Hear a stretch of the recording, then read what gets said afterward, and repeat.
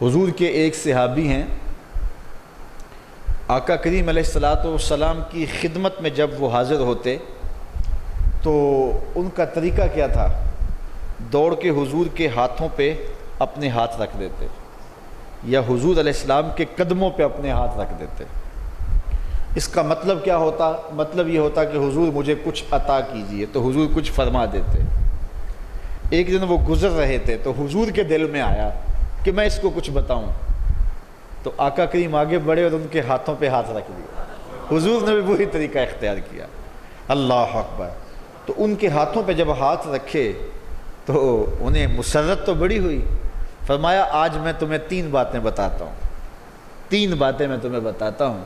ان میں سے ایک بات میرے حضور نے یہ بتائی کہ فرمایا کہ گھر کا جو ٹاٹ ہوتا ہے اس کی طرح ہو جا، یعنی گھر کے اندر ایک تو آپ نے قالین بچھایا ہے نا، تو قالین کے نیچے بھی ایک سستا قالین آپ بچھاتے ہیں، تو اس زمانے کے اندر وہ چٹائی بچھاتے تھے نیچے بڑی ہلکی سی، اور اس کے اوپر کوئی پھر وہ کپڑا بچھاتے، کوئی آگے کوئی دری بچھاتے، تو نیچے یا کھجور کے پتے کی یا کوئی اور نیچے، تاکہ وہ مٹی نیچے سے آنے سے رکے، اس کے اوپر جو ہے وہ کپڑا، چادر یا کوئی قالین جو بھی کسی کی حیثیت ہوتی۔ تو جب اس کو اٹھاتے ہیں اس قالین کو، تو جو نیچے والا پڑا ہوا ہوتا ہے اس کو نہیں اٹھاتے، اس کے اوپر سے جو ہے وہ صفائی کر لیتے ہیں اور پھر اوپر والا جھاڑ کے پھر بچھا دیتے ہیں۔ تو فرمایا کہ گھر کے اندر بچھے ہوئے نیچے والے ٹاٹ کی طرح ہو جا، جس طرح وہ گھر سے جدا نہیں ہوتا تم بھی گھر سے جدا نہ ہو۔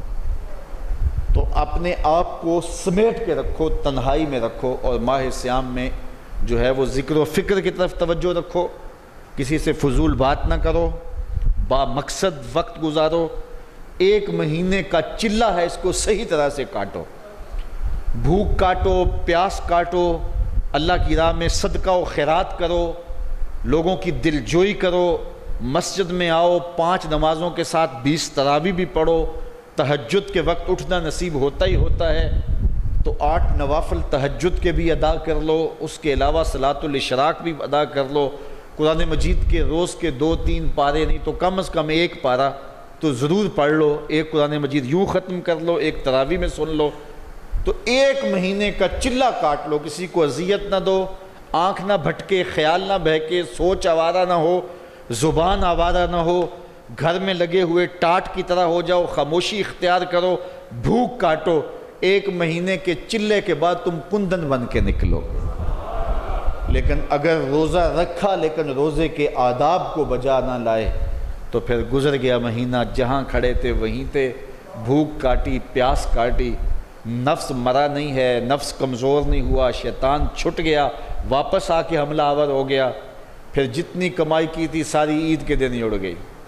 شیطان غصے سے پیچو تاب جہنم میں کھاتا ہے، یہ جو ٹوپیاں پہن کے تم مسجدوں میں جا رہے ہو نا، میں ذرا چھٹ لوں تم سے، عید کے دن ہی نپٹ لوں گا۔ تو چاند رات کو ہی تماشے لگ جاتے ہیں، پھر عید کا دن تماشے لگتے ہیں، تو شیطان سب کچھ لوٹ لیتا ہے۔ اللہ نے قرآن مجید میں اس عورت کی مثال بیان فرمائی جس کا توازن عقلی ٹھیک نہیں تھا، اور وہ کرتی کیا تھی؟ سارا دن سوت کاٹتی تھی، اور جب شام پڑتی تو اپنا کاتا ہوا سوت اپنے ہاتھوں سے پھر توڑ دیتی۔ تو فرمایا اس عورت کی طرح نہ ہو جانا جو کاتا ہوا سوت اپنے ہاتھوں سے پھر توڑ دیتی ہے، ریزہ ریزہ کر دیتی ہے۔ تو کہیں ایسا نہ ہو کہ مہینے بھر کی کمائی تم ایک دن عید کے دن ہی لٹا دو۔ کیتی کتری پئی کھو محمد تے سکہ بنیا زردہ۔ تو جو محنت کی، جو کمائی کی، وہ ساری ضائع کر دی، ساری اجاڑ دی، تو کیا فائدہ ہوا؟ اس لیے ماہ صیام آ رہا ہے، اس کا استقبال کرو۔ یہ اللہ کا مہینہ ہے، اس میں اعمال کی جزا بڑھ جاتی ہے، اس میں بھوک اور پیاس کاٹنے سے بہتر کوئی عمل ایسا نہیں جو اللہ کو محبوب ہو۔ اس میں اپنی زبان پر پہرا بٹھاؤ، اپنے جذبات پہ پہرا بٹھاؤ، اپنے آپ کو عزلت میں لے جاؤ، یا کم از کم اچھی محافل کے اندر بیٹھو، قرآن مجید کی تلاوت معمول زندگی بنا لو۔ پھر جب یہ مہینہ گزرے گا تو یار یہ مہینہ آپ کو روحانی طور پہ اوور ہال کر دے گا، اور کس طرح آپ کو تازگی دے گا، فرحت دے گا، بدن کے اوپر گناہ کا ایک دھبا بھی باقی نہیں رہے گا، نامہ اعمال کی سیاہیاں بھی مٹ جائیں گی، سمندر کی جھانک کے برابر بھی گناہ ہوئے تو سارے ختم ہو جائیں گے، نامہ اعمال شفاف ہو جائے گا۔ وہ 0 میٹر ہونے والی بات ہے، اور اللہ تعالیٰ اپنی رحمتوں کی برسات تمہارے اوپر فرما دے گا۔